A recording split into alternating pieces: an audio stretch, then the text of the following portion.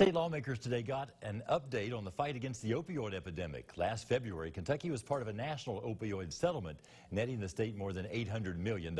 As Bodie Brooks reports, the officials dividing it up are finding that the problem is bigger than it appears.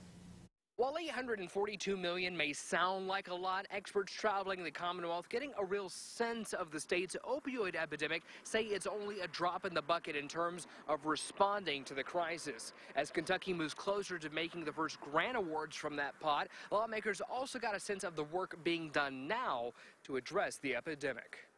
We are losing a small town a year and have been for at least a decade. The reality of Kentucky's opioid epidemic is even grimmer beyond the numbers. Brian Hubbard has led the commission hearing from Kentuckians around the state about how that settlement money will be spent. He says the sharpest trend upward in the past year is the number of black Kentuckians dying almost exclusively from fentanyl poisoning. It was news to us when we pulled those statistics, and everywhere we have been to give a presentation of statistical realities, it has landed like a thud in the middle of a room.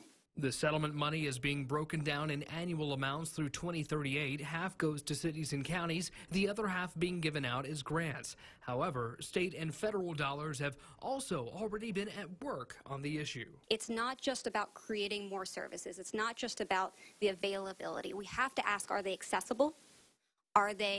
Is it someplace someone can get to? Can they afford it? Catherine Marks leads Kentucky's opioid response effort, which works with dozens of groups to provide a cascade of care, from prevention to recovery, such as working with the State Pharmacists Association to make up nearly half of the state's Narcan distribution. I can tell you that we would have 4,200 more people dead in the state if we didn't have this program just in the past year. The Abatement Commission is still taking grant applications from organizations and agencies fighting this problem. They say there is no deadline and no cap, but it's all based on the need. They plan to start making those first awards by this spring.